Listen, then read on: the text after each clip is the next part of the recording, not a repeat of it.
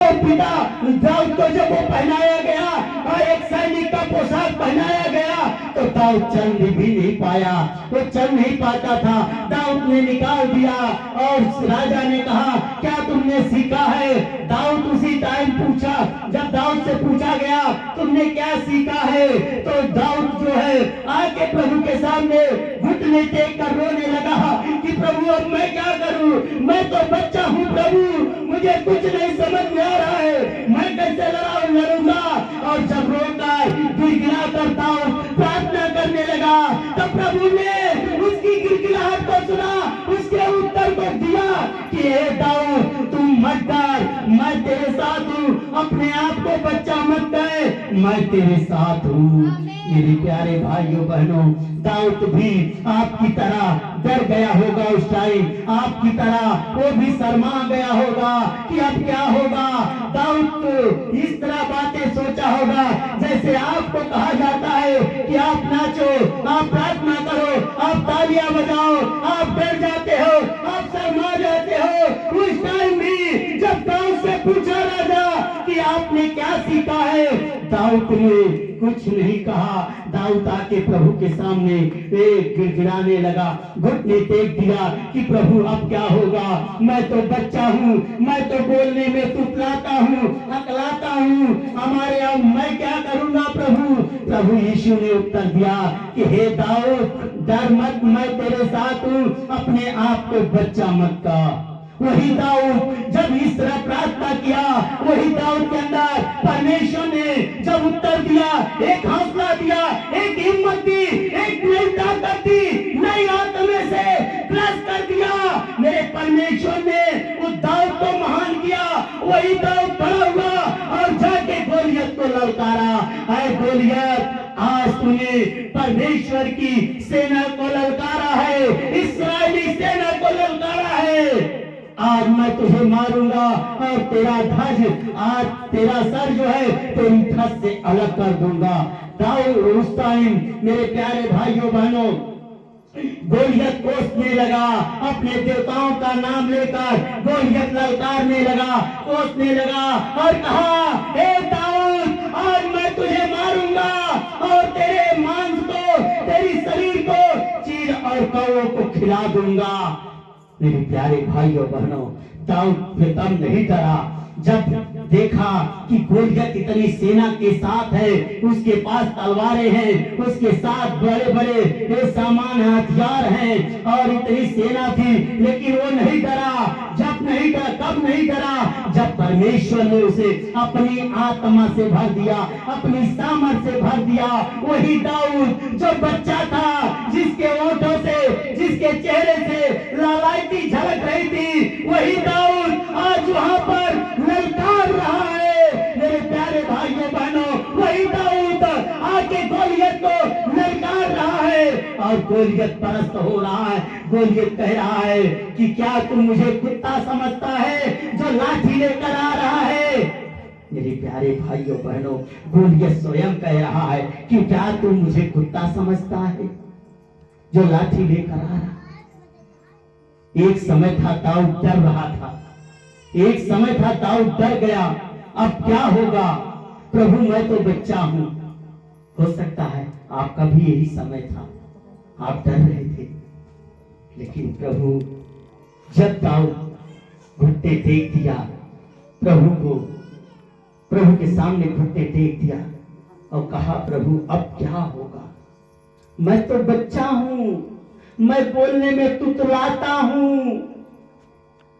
मेरे प्यारे भाइयों बहनों, आप भी घुटने टेक दो खुदा के सामने, आप भी शर्म को छोड़ दो, आप भी लाज को हटा दो, आप भी नात रिश्तेदारों का मदद छोड़ दो।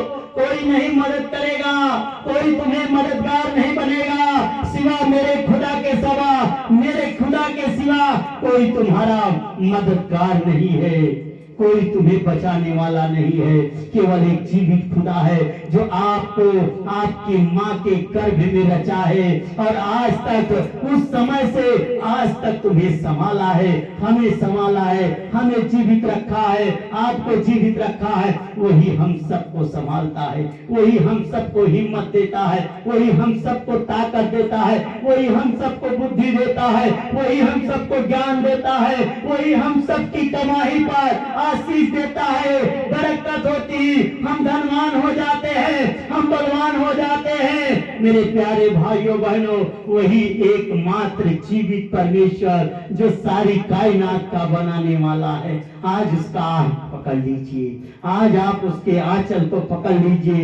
एक बहन थी जो 12 साल का लहू का बहने का रोग था, अपनी सारी जीविका, अपनी सारी संपत्ति लुटा दी, लेकिन फिर भी उसकी बीमारी नहीं गई, रोग से ग्रसित थी। लेकिन उस बहन के अंदर एक विश्वास जागा कि आज यीशु नासरी आ रहा है, मैं सिर्फ उसके आंचल को छू लूंगी तो मैं चंगी हो जाऊंगी। आज वो विश्वास अपने अंदर प्रकट कीजिए। उस बहन ने भीड़ में से जाकर यीशु के कपड़ों को छू लिया और वह बहन चंगी हो गई। तुरंत उसका जीवन बदल गया, उसके जीवन में अद्भुत चमत्कार हो गए। आज आप भी अपने अंदर आज उस विश्वास को जगाइए। वह बहन की जैसे उस बहन ने अपने अंदर विश्वास को जगाया कि मैं यीशु नासरी के आंचल को छू लूंगी और मैं चंगी हो जाऊंगी। आप भी अपने मन में ऐसा विश्वास कीजिए कि मेरा बादशाह, मेरा अगुआ जो आज मेरे लिए भविष्यवाणी करेगा तो मेरे बच्चों पर पूरी हो जाएगी, हमारे जीवन में पूरे हो जाएंगे, हम ब्लेस हो जाएंगे। मेरे प्यारे भाइयों बहनों, जैसे आप विश्वास करोगे वैसे ही आपके लिए हो जाएगा, क्योंकि प्रभु यीशु ने कहा, अपने शिष्यों को कहा कि अगर तुम विश्वास करोगे तो इससे भी बड़े बड़े चमत्कार करोगे। अगर इस विश्वास से कहोगे ये पहाड़ उखड़कर समुद्र में हो जा तो हो जाएगा तुम्हारे लिए। मेरे प्यारे भाइयों बहनों, अपने मन को खोलिए, अपने निगाहों को खोलिए, अपने विचारों को बदलिए।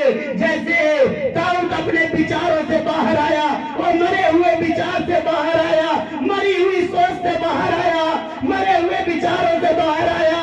आज उसी प्रकार आप भी मरी हुई सोच से, मरे हुए विचार से आप बाहर आ जाइए, बाहर आइए। यीशु आपको बुला रहा है, यीशु आपको बुला रहा है। मेरे प्यारे भाइयों बहनों, वो कलवरी के क्रूस से आपको, सिर्फ आपको पुकार रहा है, आपको केवल पुकार रहा है, दुनिया वालों को नहीं, केवल आज आपको पुकार रहा है। मेरे प्यारे भाइयों बहनों, आज उस प्रभु के पास आए हो, शायद उसने ही बुलाया है। ये समय जो आपको बहुमूल्य कीमत मिली है, आज यीशु आपके साथ कुछ करना चाहता है, आपके जीवन में कुछ करना चाहता है, आपके परिवार में कुछ करना चाहता है, आपके गांव में कुछ करना चाहता है, आपके जिले में कुछ करना चाहता है, आपके देश में कुछ करना चाहता है। और वो कुछ नहीं, बहुत कुछ करना चाहता है। केवल आप अपने सोच को आप बदल दीजिए। आज अपने मरी हुई सोच से बाहर आइए। प्रभु आपको बहुतायत का जीवन देना चाहता है, प्रभु आपको बहुतायत की आशीष देना चाहता है। मेरे प्यारे भाइयों बहनों, आज अपनी सोच से बाहर आओ। अब क्या होगा? डॉक्टर ने बता दिया है हमें जीवन भर गोली खाना पड़ेगा, अब तो बता दिया है अब मेरा ऑपरेशन होगा। अब क्या होगा? ऑपरेशन में क्या होगा? मेरे प्यारे भाइयों बहनों, डॉक्टर से बड़ा हमारा प्रभु है, हमारा प्रभु महान है। जब हमारा प्रभु जो कहेगा वही होगा। आज अपनी समस्याओं को, अपनी मुसीबत को, अपनी बीमारियों को प्रभु के चरणों में दे दीजिए। प्रभु कहता है, आज बोझ से दबे हुए लोगों मेरे पास आओ, मैं तुझे विश्राम दूंगा। मेरा बोझ तुम ले लो और अपना भारी बोझ मुझ पर डाल दो। Hallelujah, hallelujah. आज अपने बोझों को यीशु के पास दे दीजिए। आज प्रभु तुम्हारे बोझों को लेकर कलवरी के क्रूस पर टांगना चाहता है। उस बोझ को जो आपने पाप किया है, जो आपने तरह तरह के पाप किया है, उस पाप का प्रभु सत्यानाश करना चाहता है। यीशु ने कहा, हे मौत तू कहाँ है? तेरा मौत का डंक कहाँ गया? मेरे प्यारे भाइयों बहनों, वो मारा गया, गाड़ा गया और तीसरे दिन मुर्दों में से जीवित हो गया। मौत को मुझे मालूम नहीं थी, मौत नहीं जानती थी कि मैं यीशु को मार दूंगी तो यीशु जीवित हो जाएगा। वह शैतान नहीं जानता था जिसने कलवरी के क्रूस पर चढ़ाया। वो तो कहा, वो तो सोचा होगा कि मैं यीशु को मार दूंगा तो सब कुछ खत्म हो जाएगा, लेकिन यीशु को मालूम था कि मुझे परमेश्वर ने इसीलिए भेजा है कि तुम जाओ और मेरे बच्चों को बचाने के लिए तुम मारे जाओगे और गाड़े जाओगे और पुनः मुर्दों में से तुम छिड़ाए जाओगे। मेरे प्यारे भाइयों बहनों, आज अपने विचार से बाहर आइए।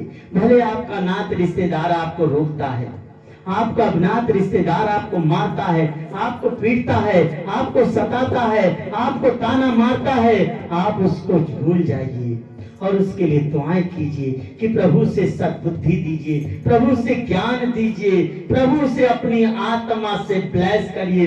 वो ना समझ है प्रभु क्षमा कीजिए। जैसे यीशु ने कलवरी के क्रूस पर चढ़े हुए उन डाकुओं को क्षमा किया, उन सिपाहियों को क्षमा किया जिन्होंने पैरों में कीले ठोके थे, जिन्होंने पसली में भाला मारा था, जिन्होंने सर पर कांटों का ताज पहनाया था, जिन्होंने आंख में पट्टी बांधकर घूंसे मारे थे, जिन्होंने मुंह पर थूका था, चांटा मारा था, इन सब विरोधियों को प्रभु यीशु ने कलवरी के क्रूस पर चढ़े तो क्षमा किए। बोले, हे पिता, ये नहीं जानते हैं कि मेरे साथ क्या कर रहे हैं। मेरे प्यारे भाइयों बहनों, हो सकता है कि आपका नात रिश्तेदार, आपका पड़ोसी, आपका भाई, आपका बहन, आपका परिवार का जो सदस्य आपके साथ लड़ रहा है, जो आपके साथ गाली गलौज कर रहा है, उसे मालूम नहीं है कि प्रभु का वचन क्या कहता है।